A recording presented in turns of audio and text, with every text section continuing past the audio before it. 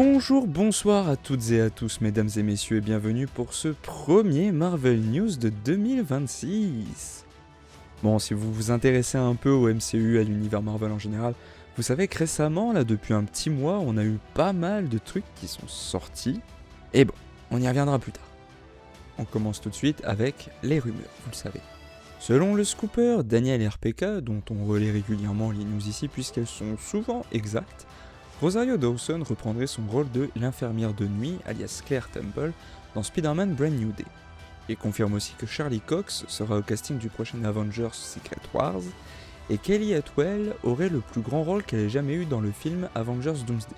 Ce n'est pas un simple caméo, mais un gros rôle tout au long du film. D'après un autre lanceur de news relativement fiable, Alex from CC, le climat se serait détendu entre Tatiana Maslany et Disney, on en avait parlé assez récemment.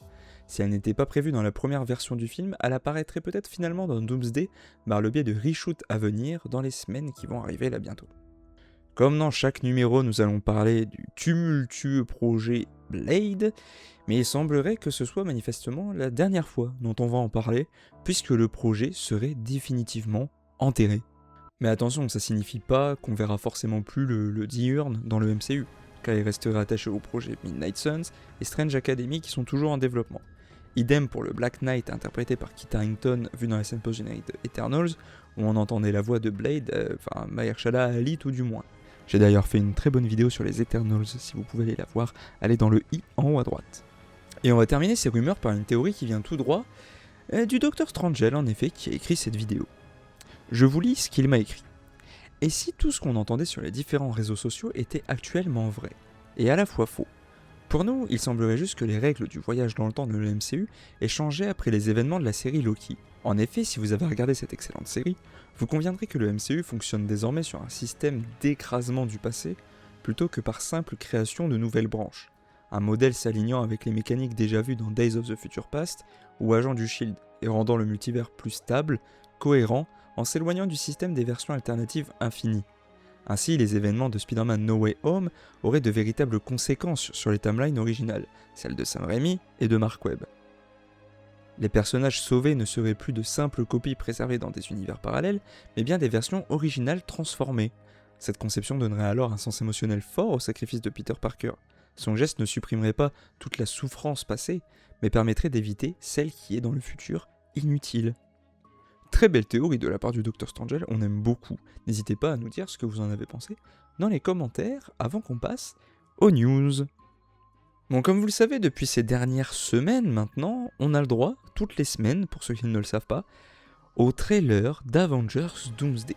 Ça fait maintenant 4 semaines que Marvel nous sort un trailer par semaine, ce qui est assez phénoménal, avoir des teasers pour un film qu'on attend autant mais qui sort dans un an, ça fait monter la hype. On a eu donc, il y a un mois, la première bande-annonce, à savoir celle de Steve Rogers, qui reviendra officiellement dans le MCU, c'est confirmé. Bon, normalement, si vous vous intéressez un peu à Marvel, vous en avez forcément entendu parler, même si vous n'avez pas vu la bande-annonce. On a aussi, ça on le savait, le retour de Thor. Ça, c'était pas forcément un grand mystère non plus, mais qui nous semble dans la bande-annonce assez inquiet, manifestement. Il a l'air d'avoir assez peur de ce qui va arriver, quoi.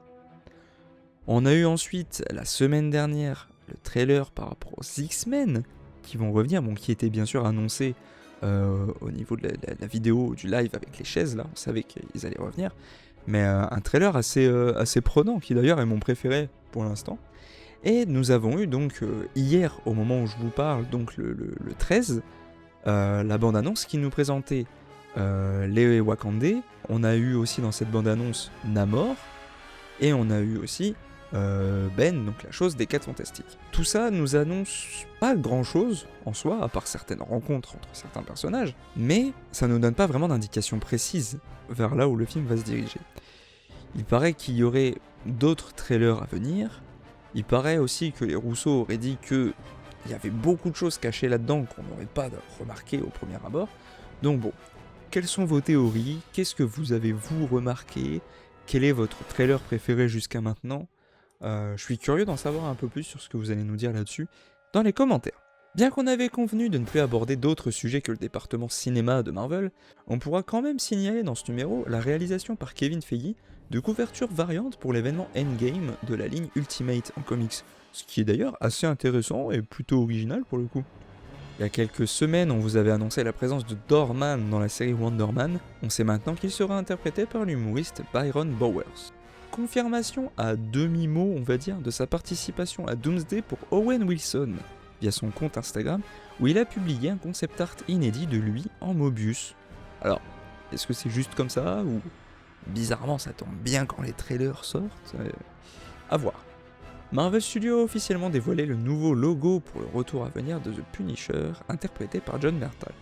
On va rester un peu au niveau street level, et les sollicitations professionnelles de Disney Plus pour 2027 annoncent que le tournage de la saison 3 de Daredevil Born Again aura lieu de mars à juillet à New York. Côté Sony, on apprend l'annulation du film Spider-Woman qui est en développement, porté à l'origine par Olivia Wilde. Et d'ailleurs, ce qui est bon à savoir, Sony Pictures serait désormais bien plus ouvert à partager ses personnages avec le MCU, y compris ceux initialement prévus pour les spin-offs liés à l'univers de Spider-Man.